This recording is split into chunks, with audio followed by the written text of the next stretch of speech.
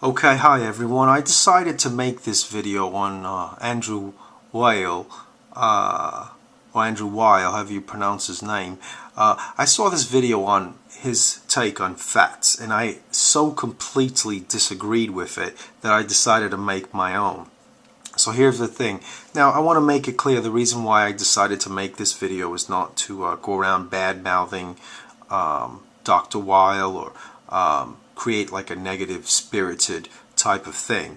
Okay, it's just because I wanted to clarify certain things that he said that are obviously quite wrong, that I think are very misleading to people and very confusing to people. I know lots of people out there are struggling with weight, and he says so many things in here that are just way off. They are just so off that I think it is just going to confuse people much more. So that's my reason behind making this video, just to help inform the public, because I know so many people's confused. So here we go. So just going to analyze parts of it. We have come out of the era in which fat was demonized as the bad macronutrient. But that legacy is still very much with us. I still see that when people are giving people nutritional advice, talking about weight control, I still see the emphasis on fatty foods and people talking about high-fat foods and cutting down on fat consumption and low-fat foods. Fat does not make you fat. You know, this is a very important concept. Okay, so just to clarify here, see that right there is very confusing to folks, because fat has 9 grams of calories, okay? 9 calories per gram, sorry, of fat, and carbohydrates is 4 grams per calorie. So 4 calories per gram. So the thing is, if you're gonna load up on fat, see, it's gonna send your calories sky high, and that's a big problem. Lots of people that are trying to lose weight, that are trying to incorporate these quote-unquote healthy fat diets with a lot of fat and protein, it's very difficult, because your calories go sky high and it's very hard to keep your calories under control, versus a low-fat diet where it's much easier to keep your calories under control, because you're just trying to have plant-based whole food starch as the basis of your diet, and it's much easier, and you're filled up on fruits and vegetables and fiber. So just want to clarify that first of all. Fat does not make you fat.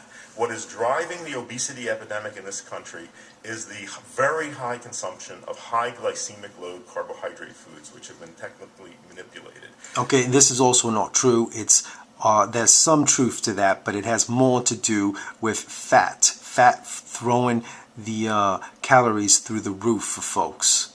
We need fat in the diet, and you can have substantial amounts of fat in the diet.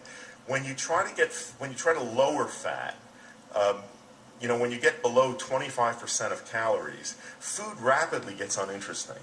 Fat is the major conveyor of flavor to us, because many of the flavor principles are fat soluble.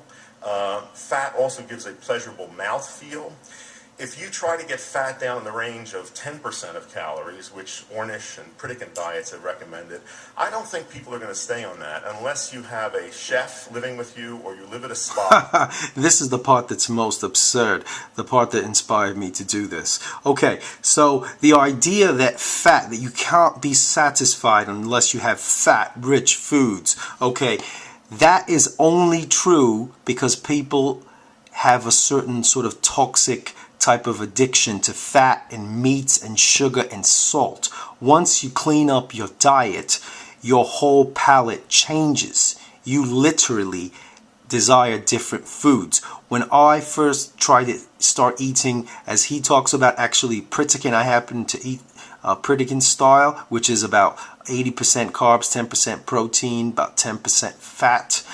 I was constantly craving big chunks of chicken and fat and cheese and pizza at first, and it wasn't particularly satisfying. But after about 10 days, my palate completely changed. Now I can literally snack on just straight up salad and feel totally satisfied. Salads and fruits and bananas and apples. Okay, so your palate changes. That is utter nonsense. And the idea that you're definitely going to fail if you try to have a Pritikin or an Ornish diet. Is ridiculous. After your palate changes, you are completely satisfied on starch and whole grains and plants and vegetables. Okay, the reason why he's saying that is because he is still in that fat toxic mode where he constantly craves fat. Okay, Joel Fuhrman, you can look at the work of Dr. Joel Fuhrman, F-H-U-R-M-A-N, and he talks about this. Okay, he explains it with much detail, and it's a brilliant concept.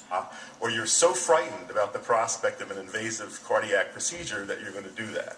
But that is very difficult to eat food like that. And it's not necessary. You know, in the Ornish program where he has demonstrated reversal of heart disease, he has never studied the dietary component apart from the other components of the program, which include moderate exercise, meditation, group support. I think... Okay, now that right there is more rubbish. Okay, that diet, the high carb, low fat diet, has been studied very, very thoroughly. Okay, Nathan Pritikin made that diet popular in the late 70s, and that diet has thoroughly been studied, and they know that by keeping the fat intake under 10% or so, under maybe 12% or so, and making the carb intake really high, that makes cholesterol plummet. Okay, and they know that the exercise does help support the process of lowering cholesterol and improving health and improving diabetes, but it's the diet that makes the cholesterol plummet. Okay, they know that without a shadow of a doubt. And the part of it too that he's missing is that it's not only Ornish, it's Pritikin, it's Dr. Mcdougall, it's Dr. Esselsyn, it's Dr. Neil Bernard. They all do a similar diet. This diet has been studied backwards and forwards and backwards and forwards. We know without a shadow of a doubt that the diet makes health improve. It's primarily because of the diet, but the exercise is also strongly encouraged. To say that, oh, it may have also had to do with the meditation and the other parts of the program that Ornish does is absurd. Meditation will not make cholesterol plummet in 21 days, but diet does. Okay, a low-fat diet does. So, and then I don't have time to go to the next to keep playing the video, but eventually he's also going to go into praising olive oil and saying that, you know, it's an important food that we should be consuming more of.